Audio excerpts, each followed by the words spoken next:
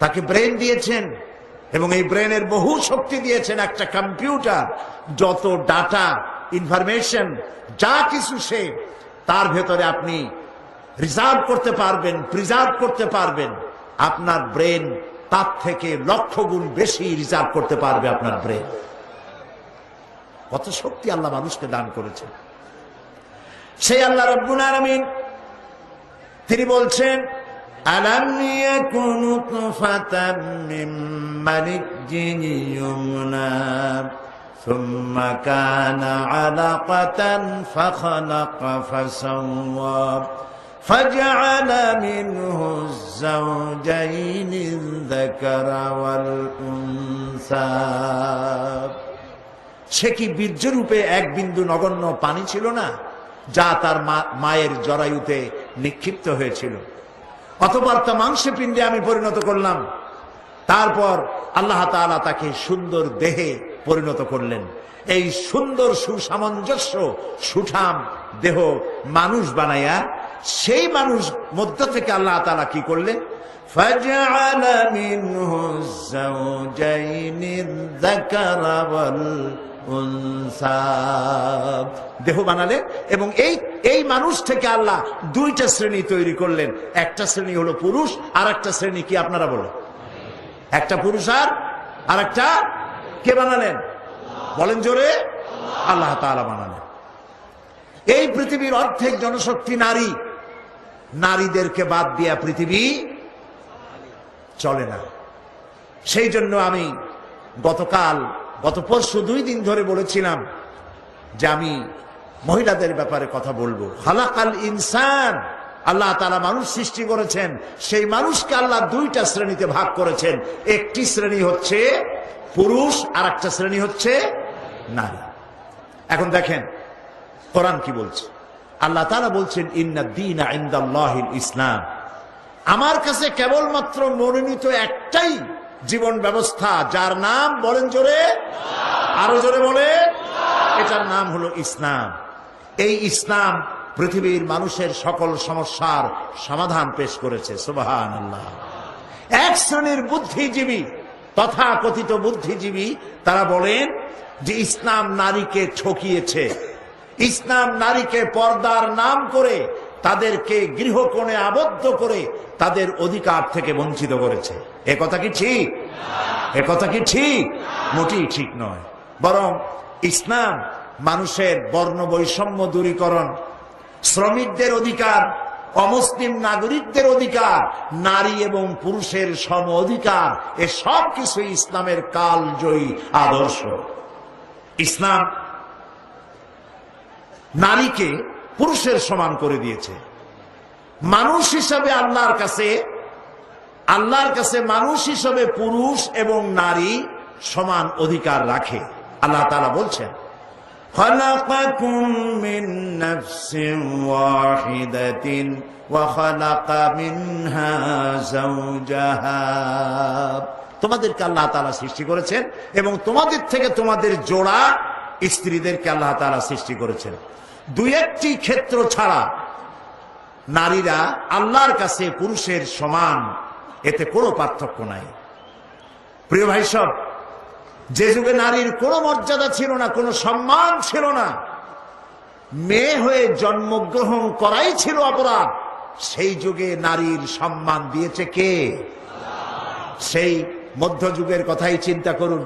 নবী করিম সাল্লাল্লাহু আলাইহি সাল্লাম যখন পৃথিবীতে এসেছেন, তখন কন্যা সন্তান জন্মগ্রহণ করা ছিল পাপ। মেয়ে হয়েছে শোনা মাত্রই তাকে আছাড় দিয়ে মেরে ফেলে দিত এবং তাদেরকে মাটির ভিতরে গর্ত করে জীবন্ত পুঁতে জীবন্ত কবর তাদেরকে করে দিত। এভাবে তাদেরকে মারত। যার কারণে আল্লাহ তাআলা কোরআনে কারিমে বলেছেন, বিআইয়ি যামবিন কুতিলা, কোন অপরাধে এই বাচ্চা সন্তানগুলিকে, কন্যাদেরকে মারা হচ্ছে। প্রিয় ভাই সব, হাদিস শরীফে এসেছে, বনু তামিম গোত্রের সরদার কায়েস বিন আসেম বলে এক লোক নবী করিম সাল্লাল্লাহু আলাইহি ওয়াসাল্লামের কাছে ইসলাম কবুল করার জন্য এসেছেন। আল্লাহর নবী তাকে বললেন, সে যখন স্বেচ্ছায় ইসলাম কবুল করার জন্য এসেছে, নবীজি বললেন, পড়ো লা ইলাহা ইল্লাল্লাহু মুহাম্মাদুর রাসূলুল্লাহ। জোরে পড়েন লা ইলাহা ইল্লাল্লাহ, লা ইলাহা ইল্লাল্লাহ, লা ইলাহা ইল্লাল্লাহ মুহাম্মাদুর রাসূলুল্লাহ। লোকটি কালেমা পড়ে সে কাঁদতেছিল। রাসূল প্রশ্ন করলেন, তুমি কাঁদছো কেন? লোকটি বলছে, আমি ইসলাম তো কবুল করেছি, কিন্তু আমি জীবনে যত গুনাহ করেছি তা কি ক্ষমা হয়েছে? আল্লাহর নবী বললেন, তুমি যখন মনে প্রাণে বিশ্বাস করে মুখে যখনই উচ্চারণ করেছো লা ইলাহা ইল্লাল্লাহু মুহাম্মাদুর রাসূলুল্লাহ, এই কালেমা উচ্চারণের সঙ্গে সঙ্গে আল্লাহ রাব্বুল আলামিন তোমার তামাম জিন্দেগীর গুনাহ খাতা মাফ করে দিয়েছেন। লোকটি তারপরেও কাঁদছে। রাসূল জিজ্ঞেস করলেন, এর পরেও তুমি কাঁদো কেন? সে বলছে, আমি কাঁদছি এই কারণে, ইয়া রাসূলুল্লাহ, আমি যে অন্যায় করেছি এই অন্যায় তো মাফ হওয়ার কথা না। আমি আমার বিবেক দংশনে আমি কাঁদছি। কি অন্যায় করেছো? লোকটি বলল, ইয়া রাসূলুল্লাহ, আমার স্ত্রী ছিল গর্ভবতী, আমি তাকে গর্ভ অবস্থায় বাড়ি রেখে ব্যবসা করতে গেলাম। বহুদিন পর বাড়ি ফিরলাম, স্ত্রী আমাকে খবর দিল যে একটি মরা সন্তান হয়েছে, আমি তাকে ফেলে দিয়েছি। বাস, ঘটনা সেখানে শেষ। কিন্তু বছর 2-3 পরে আমি দেখতে পেলাম আমার ঘরের মধ্যে একটি সুন্দরী ফুটফুটি একটি মেয়ে দৌড়দৌড়ি করছে। আমি জিজ্ঞেস করলাম, বউ, এই মেয়েটি কার, কোত্থেকে এসেছে? বউ বলল, সেদিন মিথ্যে কথা বলেছিলাম, মেয়ে হয়েছে শুনলে তুমি মেরে ফেলবে, সেই জন্য আমি দূরের এক আত্মীয় বাড়িতে তাকে লালন পালন করেছি। আজ সে একটু বড় হয়েছে, আশা করি তুমি তাকে দেখলে পরে তুমি তাকে মারতে পারবে না। হে রাসূল, এই বাচ্চাকে দেখে আমি বুকের সাথে জড়ায় ধরলাম, আদর করলাম, এত সুন্দর মেয়ে আমার হয়েছে। কিন্তু কিছুদিন পরে আমার মাথায় জাহালাত চাড়া দিয়ে উঠলো। আমি ভাবলাম, এই মেয়ে কিশোরী হবে, তরুণী হবে, যুবতী হবে, তারপরে তাকে তো বিয়ে দিতে হবে। আর বিয়ে দিলে পরে আমি হলাম এই এলাকার নেতা, আর এ আরেক জায়গায় বিয়ে দিলে সেই বাড়ির উঠান ঝাড় দেবে, রান্না করে খাওয়াবে, কাপড় চোপড় ধুয়ে দেবে, আমার তো আর ইজ্জত বাঁচবে না। আমি তখন বউকে বললাম, বউ, আমার এই মেয়েটাকে একটু সাজায় দাও, একটু বেড়ায় নিয়েছে। মেয়েটাকে সাজায় দেওয়া হলো, আমি তাকে নিয়ে চললাম। বউ সরল বিশ্বাসে আমার কাছে দিয়ে দিল। আমি চলতে লাগলাম, আমি আগে যাই আর মেয়েটা পেছনে পড়ে যায়, আব্বা আব্বা করে দৌড়ায় কাছে আসে, আবার সামনে দৌড়িয়ে মেয়ে চলে যায়, আব্বা আব্বা করে আবার পেছনে এসে আমাকে জড়িয়ে ধরে। এমনি করতে করতে আমরা চলে গেলাম এক নির্জন পাহাড়িয়া এলাকায়। গিয়ে সেইখানে আমার চাদরের ভিতর থেকে আমি শাবল জাতীয় অস্ত্র বের করে মাটি খনন করতে লাগলাম। গর্ত খনন করছি, মাটি এসে আমার গায়ে লাগছে, আমি ঘেমে যাচ্ছি। মেয়েটা এসে আমার দাড়ি থেকে ধুলাবালি সরায়, আমার জামা থেকে ধুলাবালি সরায়, আর বলে, আব্বা, তুমি এত কষ্ট করতেছো কেন? সে জানে না যে আমি তার জন্য কবর খনন করছি। যখন গর্ত খনন করা হয়েছে, এরপরে আমি মেয়েটার হাত পা বাঁধা শুরু করলাম। মেয়েটা বুঝতে পেরেছে যে আমি তাকে মেরে ফেলবো। মেয়ে আমার কেঁদে কেঁদে বলতে শুরু করলো, বাবা, আমাকে মেরো না, আমি তোমাকে বাপ বলে তোমাকে সমাজে লজ্জা দিব না, শরম দিব না, আমাকে মেরো না। আমি তার কোনো কথাই শুনলাম না। মেয়েটাকে হাতে পায়ে বেঁধে গর্তের ভিতরে নিক্ষেপ করে দিলাম। মেয়ে চিৎকার করছে। আমি তখন একটা পাথর নিয়ে 2 হাত দিয়া পাথরটা উঁচু করে মেয়েটার বক্ষ লক্ষ্য করে পাথর ছুড়ে দিলাম। মেয়ের বুকটা ফেটে গেল, রক্ত ফিনকি দিয়া উঠল উপরের দিকে, আর একটি মাত্র আওয়াজ শুনতে পেলাম, আব্বা।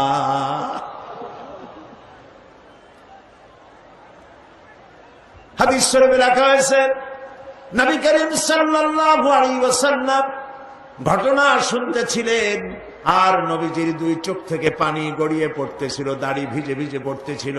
রহমতের নবী বলতে লাগলেন, আহারে, মানুষও পারে এইরকম ব্যবহার করতে নিজের সন্তানের সাথে। যে যুগে নারীর কোনো সম্মান ছিল না, নারীর কোনো মর্যাদা ছিল না, সেই যুগে মর্যাদা দিলেন যিনি, তার নাম মুহাম্মাদুর রাসূলুল্লাহ সাল্লাল্লাহু আলাইহি ওয়াসাল্লাম। নবীজি মর্যাদা দিলেন, আল্লাহ নিজে মর্যাদা দিলেন। নারী এবং পুরুষ আল্লাহর কাছে সমান কিনা কোরআন দিয়া প্রমাণ করে দেখাই। এক বিন্দু তারতম্য নাই। সুবহানাল্লাহ বলেন। এক বিন্দু তারতম্য নাই। এক শ্রেণীর বুদ্ধিজীবীরা ইসলামের কাছ থেকে নারীদেরকে সরায় দেয়। আমি সেই জন্য বলি, উদাত্ত কণ্ঠে বলি, চিৎকার দিয়া বলি, আমার দেশের মেয়ে লোকেরা যদি জানতেন যে ইসলাম তাদেরকে কি সম্মান দিয়েছে আর কি অধিকার দিয়েছে, তাহলে নারী অধিকার, নারী পক্ষ নাম করে সংগঠন না করে বরং ইসলাম তাদেরকে যে অধিকার দিয়েছে সেই অধিকার পাওয়ার জন্য সবাই সংগ্রাম করত। সরকারের কাছে বলতো, তোমাদের দেওয়া অধিকার চাই না, কোরআন যেটা দিয়েছে সেই অধিকার ফিরাইয়া দাও। নারী এবং পুরুষ আল্লাহ সমান অধিকার দিয়েছেন। দেখুন কোরআন বলছে, ইন্নাল মুসলিমিনা ওয়াল মুসলিমাতি ওয়াল মুমিনিনা ওয়াল মুমিনাতি ওয়াল কানিতিনা ওয়াল কানিতাত। নিশ্চয়ই মুসলমান পুরুষ আর মুসলমান নারী, মুসলমান অনুগতকারী পুরুষ, অনুগত নারী, ওয়াসসাদিকিনা ওয়াসসাদিকাত, সত্যবাদী পুরুষ, সত্যবাদী নারী, ওয়াসসাবিরিনা ওয়াসসাবিরাত, ধৈর্যশীল পুরুষ, ধৈর্যশীলা নারী, ওয়াল খাশিঈনা ওয়াল খাশিআত, বিনীত পুরুষ এবং বিনীত নারী, ওয়াল মুতাসাদ্দিকিনা ওয়াল মুতাসাদ্দিকাত, দানশীল পুরুষ এবং দানশীলা নারী, ওয়াস-সাইমিনা ওয়াস-সাইমাত, রোজা পালনকারী পুরুষ, রোজা পালনকারিণী নারী, ওয়াল হাফিজিনা ফুরুজাহুম ওয়াল হাফিজাত, যৌনাঙ্গ হেফাজতকারী পুরুষ, যৌনাঙ্গ হেফাজতকারী মহিলা, ওয়ায-যাকিরিনাল্লাহা কাসীরান ওয়ায-যাকিরাত, আল্লাহর অধিক জিকিরকারী পুরুষ, আল্লাহর অধিক জিকিরকারী নারী। আ'আদ্দাল্লাহু লাহুম মাগফিরাতান ওয়া আজরান আযীমা। আল্লাহ তাআলা এদের জন্য রেখেছেন, আল্লাহ তাআলা তাদের জন্য প্রস্তুত রেখেছেন ক্ষমা। আল্লাহ তাদেরকে মাফ করে দিবেন এবং তাদের জন্য আজরে আজিম, মহা পুরস্কার আল্লাহ তাআলা তাদেরকে দেবেন কিয়ামতের ময়দানে। সুবহানাল্লাহ বলতে ইচ্ছে করে না? তাহলে এখানে কি নারীকে বাদ দিয়ে কিছু বলা হয়েছে? কোন কথা নারীকে বাদ দেওয়া হয়েছে? একটি কথাও বাদ দেওয়া হয় নাই। বরং একথা বলা হয় নাই পুরুষ বলে হজ করলে সব বেশি পাবে, মেয়ে লোক হজ করলে সব কম পাবে। রাত জেগে তাহাজ্জুদ পড়লে পুরুষেরা সব পাবে বেশি, মেয়ে লোকেরা সব পাবে খুবই কম, মেয়ে লোক হওয়ার কারণে। এরকম আছে নাকি? দেখুন কোরআন, মান আমিলা সালিহান মিন যাকারিন আও উনসা ওয়া হুয়া মুমিনুন ফালানুহইয়ান্নাহু হায়াতান তাইয়্যিবাতান ওয়ালানাজজিয়ান্নাহুম আজরাহুম বিআহসানি মা কানু ইয়ামালুন। আল্লাহ রাব্বুল আলামিন বলেন, পুরুষ এবং নারী যারা ঈমানদার, ঈমান অবস্থায় তারা যারা পবিত্র জীবন যাপন করবে, আর যারা পবিত্র জীবন যাপন করবে, পুরুষ হোক আর নারী হোক, আল্লাহ রাব্বুল আলামিন তাদেরকে কিয়ামতের দিন শ্রেষ্ঠ পুরস্কারে তাদেরকে ভূষিত করবেন। পুরুষ আর নারী আল্লাহর কাছে জান্নাতে, নারী এবং পুরুষ জান্নাত উভয়ের জন্য। এখন একটি কথা বলে নারীদেরকে বিভ্রান্ত করা হয় যে পুরুষেরা 70টি করে হুর পাবে আর নারীরা তাদের ব্যাপারে কথা নাই। এই কথা বলে মেয়ে লোকদেরকে বলে যে কোরআন আল্লাহ নিজে মেয়ে লোকদেরকে ঠকাইছে। নাউযুবিল্লাহ। আল্লাহ পাক বলেছেন জান্নাতের মধ্যে আল্লাহ তাআলা যা চাইবে তাই দিবেন, মিম্মা ইস্তাহুন। যে মেয়ে লোক জান্নাতে যাবেন, তার স্বামী যদি জান্নাতি হয় তাহলে তাকে তার স্বামীকেই দিয়ে দেওয়া হবে। হুরের এক অর্থ, হুরের অনেক অর্থ আছে। এক অর্থ সাথী। এই সাথী বিপরীত লিঙ্গের যেমন পুরুষ পাবে, মেয়ে লোকও বিপরীত লিঙ্গের সাথী পাবে। এই জন্য কিয়ামতের দিনে জান্নাতের মধ্যে যদি স্বামী জান্নাতে না যায়, শুধু স্ত্রী জান্নাতে গেছে, আল্লাহ তার জন্য এক স্বামী, তার জোড়া আল্লাহ তৈরি করে দেবেন সেখানে। সুবহানাল্লাহি ওয়া বিহামদিহি। মিম্মা ইস্তাহুন, যা চাইবে তাই পাইবে। তাও আলহামদুলিল্লাহ বলবেন না? একজন বলছিল যে হুজুর, যা চাইবো তাই যদি পাওয়া যায় তাহলে আমার তো খুব হোক্কা খাওয়ার অভ্যাস আছে না, অনেকের বিড়ি সিগারেট খাওয়ার অভ্যাস, আমার তো খুব হোক্কা খাওয়ার অভ্যাস। তো কিয়ামতের দিন এটা কি আমরা আল্লাহ কি হোক্কা টোক্কা দেবে জান্নাতের মধ্যে চাইলে পরে? সে বুজুর্গ ব্যক্তি বলছেন যে দেখো ভাই, আল্লাহ একটা ওয়াদা করছেন যে জান্নাতে যা চাইবে তাই পাইবে। এখন যদি তুমি হোক্কা চাইয়ে বসো তাহলে তো আল্লাহ দিতেই হবে, যেহেতু তিনি ওয়াদা করেছেন। তবে একথা ঠিক, জান্নাতের এত ভালো ভালো নিয়ামত হইয়া পচা হোক্কা খাওয়ার নিয়ত তোমার মনে আসবে না, এটাও ঠিক। আল্লাহ রাব্বুল আলামিন মেয়ে, নারী এবং পুরুষ সৃষ্টি করে তাদের অধিকারকে প্রতিষ্ঠিত করেছেন। এক শ্রেণীর কবি সাহিত্যিকরা তারা নারী এবং পুরুষের মাঝে বিরাট দেওয়াল সৃষ্টি করেছেন এবং রীতিমতো অধিকার আদায়ের নামে পুরুষের বিরুদ্ধে যুদ্ধ ঘোষণার ব্যবস্থা করেছে। অথচ পুরুষ আর নারী পরস্পরের শত্রু নয়, বন্ধু। পুরুষ আর নারী পরস্পর কি?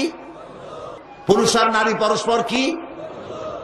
এ বন্ধুকে আমি বানাইলাম না। والمؤمنون والمؤمنات بعضهم أولياء بعض يأمرون بالمعروف وينهون عن المنكر। আল্লাহ পাক বলেন মোমেন পুরুষ আর মোমেনা নারী এরা পরস্পর পরস্পরের বন্ধু। এরা মানুষকে অন্যায় কাজ থেকে দুহাতে ফিরায় আর ভালো কাজের আদেশ করে। প্রিয় ভাই সব, একজন নারী, একটা মেয়ে লোক পৃথিবীতে যখন আসে তখন তার জীবনে 3টা স্তর হয়। বলেন তো কয়টা স্তর? 3টা। ভালো করে লক্ষ্য করুন। প্রথমে সে হয় কন্যা, কন্যা হিসাবে সে নারী। এরপরে যৌবন পাওয়ার পর যখন বউ হয় তখন বধূ হিসাবে নারী। এরপরে সে মা হয় তখন মা হিসাবে নারী। নারীর জীবনের এই 3টি স্তর, আর কোন স্তর নাই। এই 3টি স্তরে ইসলাম কি দিয়েছে বুদ্ধিজীবীরা কান খাড়া করে তারা শুনুক। দুনিয়ার মানুষ কি দিয়েছে আর ইসলাম কি দিয়েছে। প্রিয় ভাই সব, আল্লাহর নবী বলেন একটি ঘরে যখন একটি কন্যা সন্তান প্রসব করে নারী, ওই ঘরের ভিতরে একটা রহমতের ফেরেশতা আগমন করে। রহমতের ফেরেশতা এসে বলে আসসালামু আলাইকুম ইয়া আহলাল বাইত, হে ঘরের গৃহবাসীরা, তোমাদের উপরে আল্লাহর রহমত বর্ষিত হোক। এই কথা বলে ফেরেশতা নবজাতক কন্যার মাথার কাছে গিয়ে তার নূরের তৈরি ডানা বুলাতে থাকে আর বলতে থাকে, এই কন্যা সন্তানটিকে যে আদব শিখাবে, দিন শিখাবে, ভালোবাসবে, আর এটিকে যে আদব আর দিন শিখায় তাকে সাহায্য করবে, আল্লাহর সাহায্য তার জন্য কিয়ামত পর্যন্ত অব্যাহত থাকবে। এই কথা কিন্তু কোন পুত্র সন্তানের জন্য বলা হয় নাই, বলা হয়েছে কি সন্তানের জন্য? কন্যা সন্তানের জন্য। আমার দেশে বহু লোক আছে বারবার মেয়ে হয় স্ত্রী, এই জন্য বউকে তালাক দিয়ে দেয়, মুখ কালো করে থাকে, বউর সাথে কথা কয় না, শ্বশুর বাড়ি যায় না, বউকে তালাক পর্যন্ত দিয়ে দেয়, নাউজুবিল্লাহ। প্রিয় ভাই সব, কন্যা সন্তান হওয়ার জন্য কে দায়ী? স্বামী দায়ী না স্ত্রী দায়ী? কেউ দায়ী, কাউকে দায়ী করা যাবে না। দেন কে? বলেন সবাই। কোরআনে কারিমে আল্লাহ রাব্বুল আলামিন বলেছেন, আমি কাউকে কন্যা সন্তান দেই, পুত্র সন্তান দেই না, কাউকে পুত্র সন্তান দেই, কন্যা সন্তান দেই না, কাউকে কন্যাও দেই, পুত্রও দেই, কাউকে কিছুই দেই না। ইন্নাল্লাহা আলা কুল্লি শাইইন কাদির। সমস্ত জিনিসের উপরে ক্ষমতা রাখেন কে? আল্লাহ রাব্বুল আলামিন। নবী করিম সাল্লাল্লাহু আলাইহি ওয়াসাল্লাম বলছেন, মান আলা জারিয়াতাইন হাত্তা তাবলুগা জা ইয়াউমাল কিয়ামাতে আনা ওয়া হুয়া কাহাতাইন ওয়া দাম্মা আসাবিহু। রাওয়াহু মুসলিম। মুসলিম শরীফের হাদিস। নবীজি বলেন, কেউ যদি 2 কন্যার পিতা হয়, শুনতেছেন কথা, কেউ যদি 2 কন্যার পিতা হয় আর কন্যা দুটিকে যদি লালন পালন করে, স্নেহ করে, আদব করে, দিন শিখায়, ঈমান শিখায়, তাহলে ওই 2 কন্যার পিতা আর আমি মুহাম্মদ সাল্লাল্লাহু আলাইহি ওয়াসাল্লাম জান্নাতের ভেতরে পাশাপাশি অবস্থান করব। সুবহানাল্লাহ। এরকম একটি হাদিস পুত্র সন্তানের জন্য নাই। রাসূলুল্লাহর সব পুত্র সন্তান ইন্তেকাল করেছিলেন, একজনও ছেলে বেঁচে নাই। ছিল বেঁচে? আল্লাহ রাব্বুল আলামিন দেখেন কোরআনে বলছেন, মা কানা মুহাম্মাদুন আবা আহাদিম মির রিজালিকুম ওয়ালাকিন রাসূলুল্লাহি ওয়া খাতামান নাবিয়্যিন। মুহাম্মদ সাল্লাল্লাহু আলাইহি ওয়াসাল্লাম তোমাদের কোন পুরুষদের পিতা নন। কথার হিকমত দেখেন। মুহাম্মদ সাল্লাল্লাহু আলাইহি ওয়াসাল্লামের ছেলে ছিল না? বলেন ছিল না ছেলে? আল্লাহ তাআলা বলছেন যে মা কানা মুহাম্মাদুন আবা আহাদিম মির রিজালিকুম, মুহাম্মদ সাল্লাল্লাহু আলাইহি ওয়াসাল্লাম তোমাদের কোন পুরুষদের পিতা না, কিন্তু ছেলে তো হয়েছিল। কিন্তু ছেলে মারা গেছে তুহুলিয়াতে, বাচ্চা অবস্থায়, রেজাল পর্যন্ত পৌঁছায় নাই, পুরুষ হওয়া পর্যন্ত, যেখানে রাজুল বলা হয় সেই রাজুল হওয়া পর্যন্ত পৌঁছায় নাই, তিফলের হালতে মারা গেছে। আল্লাহর কথা কত হিকমাতানা হাকিমানা আন্দাজের কথা। তোমাদের কোন পুরুষের পিতা তিনি নন। ছেলেরা সব মারা গেল, বেঁচে ছিল কারা? গোটা হাদিস গ্রন্থ সব তালাশ করুন, সমস্ত সন্তান মারা যাওয়ার পরেও একদিন, ছেলে সন্তান মারা যাওয়ার পরে নবীজি একদিনের জন্য হাত তুলে বলেন নাই, রব্বুল আলামিন আমার ছেলেগুলি তুমি নিয়ে গেছো, দয়া করে একটা ছেলে আমারে দাও। দোয়া করলে কবুল হইতো না? আরে ভাই কথা কন না কেন? নবীজির কি হাত তোলা লাগে? না না, হাত তুলে মোনাজাত করা লাগে না, মুখ দিয়া বলা লাগে না। আমার নবী তো সেই মাকামের নবী, মনে এরাদা করতে দেরি আছে, মঞ্জুর হতে দেরি নাই। তিনি মক্কা শরীফ থেকে হিজরত করে মদিনা মুনাওয়ারায় এসেছেন, নামাজ পড়তেছেন বাইতুল মাকদাসের দিকে ফিরে, কিন্তু মন চায় কিবলার দিকে, কাবা শরীফের দিকে, মক্কা শরীফের দিকে নামাজ পড়ার জন্য। সেজন্য মন চায়, সেজন্য হাত উঁচু করেন না, মুখ দিয়েও বলেন না, মাঝে মাঝে আকাশের দিকে তাকান আর মনে মনে ভাবেন জিবরাইল যদি এরকম একটা আয়াত নিয়ে আসতো। জোহরের নামাজ পড়তেছিলেন নবীজি, 2 রাকাত নামাজ পড়া হয়ে গেছে, তাশাহুদ পড়তেছিলেন, এমন সময় হযরতে জিবরাইল আলাইহিস সালাম নাজিল হয়ে গেলেন। সুবহানাল্লাহ, কি শানওয়ালা, বরকতওয়ালা, ইজ্জতওয়ালা নবী। দুনিয়ার সব নবীকে বলা হয়েছে ওহী আনার জন্য অমুক পাহাড়ে যাও, অমুক ওহী আনার জন্য অমুক গাছের কাছে যাও। জিবরাইল কারো কাছে আসিয়া দেয় নাই, ওহী আনার জন্য নবীদের যাওয়া লাগছে। মুহাম্মদ সাল্লাল্লাহু আলাইহি ওয়াসাল্লামকে কোনোদিন বলা হয় না ওহী আনার জন্য যান। নবীজি হযরত আয়েশার ঘরে আরাম ফরমাচ্ছেন, ওহীর প্রয়োজন হয়েছে, সেখানে ওহী নাজিল হয়ে গেছে। জিহাদের ময়দানে উটের পৃষ্ঠে, ঘোড়ার পৃষ্ঠে আছেন, ওহীর প্রয়োজন হয়েছে, সেখানেই নাজিল হয়েছে। নবীজি যেখানে ওহী সেখানে নবীজি নামাজ পড়ে তাশাহুদ শেষ করেছেন, 3য় রাকাতে দাঁড়াবেন জোহরে। এমন সময় হযরত জিবরাইল নাজিল হয়ে ওহী অবতীর্ণ করলেন, قد نرى تقلب وجهك في السماء। ও নবী, আমি লক্ষ্য করছি আপনি বারবার আমার আকাশের দিকে তাকাচ্ছেন, আপনি মুখ ফুটে বলছেন না, আপনার মন চাচ্ছে মক্কা শরীফে কিবলার দিকে, কাবা শরীফের দিকে ফিরে নামাজ পড়ার জন্য মন চাচ্ছে, আপনার ইরাদা পুরো হয়ে গেছে। নামাজের বাকি কিবলার দিকে, মক্কার দিকে ফিরে আদায় করুন। জোহরের বাকি 2 রাকাত তিনি আবার মক্কা শরীফের দিকে পড়লেন। এই মসজিদ আজও আছে এবং 2টা কিবলা, 2টা মেহরাব সেই মসজিদে, এই জন্য নাম হয়েছে মসজিদে কিবলাতাইন। যারা দেখেন নাই, আজকের এই কোরআনের মাহফিল থেকে দোয়া করি, আল্লাহ দয়া করে এই মসজিদ দেখাইও, দয়া করে তোমার বাইতুল্লাহ দেখাইও, তোমার ঘর দেখাইও, তোমার নবীর রওজার কিনারে গিয়ে সালাম দেওয়ার তৌফিক দিও বাবু। প্রিয় ভাই সব, রাসূলুল্লাহ যদি দোয়া করতেন, আল্লাহ আমার একটা ছেলে দাও, ছেলে হয়ে যেত, ঠিক না? কিন্তু তিনি দোয়া করেন নাই। ছেলে মেয়ে তিনি উভয়কে ভালোবেসেছেন এবং কন্যা সন্তানের গুরুত্ব আল্লাহ বেশি দিয়েছেন, রাসূলুল্লাহ বেশি দিয়েছেন, কোরআন হাদিস নারীর গুরুত্ব সব থেকে বেশি দিয়েছেন। প্রিয় ভাই সব, নবী করিম সাল্লাল্লাহু আলাইহি ওয়াসাল্লাম নিজের কন্যাকে এত ভালোবাসতেন, কোন জায়গায় যাওয়ার সময় সকলের শেষে হযরত ফাতেমা রাদিয়াল্লাহু তাআলা আনহাকে বলে যেতেন, আর কোন দিক থেকে আসলে সকলের আগে হযরত ফাতেমার সঙ্গে তিনি দেখা করতেন, সবার আগে। হাদিস শরীফে এসেছে, একবার নবী করিম সাল্লাল্লাহু আলাইহি ওয়াসাল্লাম মুখ মলিন করে বসে আছেন, সাহাবায়ে কেরাম নবী করিম সাল্লাল্লাহু আলাইহি ওয়াসাল্লামের সঙ্গে কথা বলতে সাহস পাচ্ছে না কেউ। কিছুক্ষণ পরে তিনি উঠে গেলেন হযরত আলীর ঘরে, আরো কিছুক্ষণ পরে তিনি ঘর থেকে বেরিয়ে এলেন হাসি খুশি মেজাজ নিয়ে। সাহাবায়ে কেরাম ভরসা পেলেন, বললেন, ইয়া রাসূলুল্লাহ, আমরা তো কিছুই বুঝতে পারি নাই, কথা বলতেও সাহস পাই নাই, আপনার চেহারার অবস্থা এরকম ছিল, আমরা ভয় পেয়ে গেছি। আবার হযরত ফাতেমার ঘরের থেকে ফিরে এসে আপনার সুন্দর চেহারা, আবার হাসি খুশি হয়েছে, কারণ কি বুঝলাম না।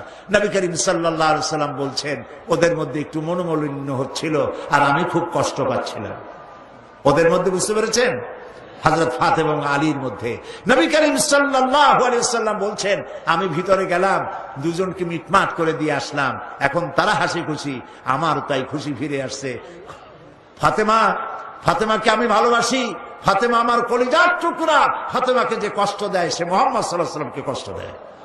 সুবহানাল্লাহ। প্রিয় ভাই সব, আল্লাহ তাআলা কন্যা হিসেবে নারীর এই মর্যাদা দিয়েছেন।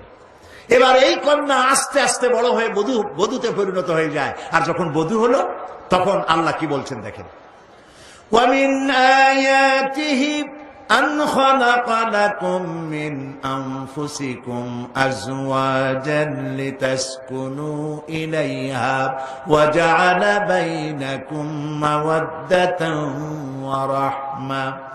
আল্লাহ তাআলা বলেন, আল্লাহর অসংখ্য নিদর্শনের ভিতরে এটাও নিদর্শন যে তিনি তোমাদের থেকে তোমাদের জোড়া, তোমাদের স্ত্রীদেরকে সৃষ্টি করেছেন এই জন্য, লিতাসকুনু ইলাইহা, যাতে করে তাদের কাছে তোমরা তোমাদের মনের প্রশান্তি খুঁজে পাও, আর তোমাদের উভয়ের মধ্যে আমি ভালোবাসা আর করুণা সহৃদয়তার সৃষ্টি করি। লক্ষ্য করুন, এখানে আল্লাহ তাআলা বলছেন, ওয়া জাআলা বাইনাকুম মাওয়াদ্দা ওয়া রাহমা। প্রথমে ভালোবাসা, তারপরে দয়া।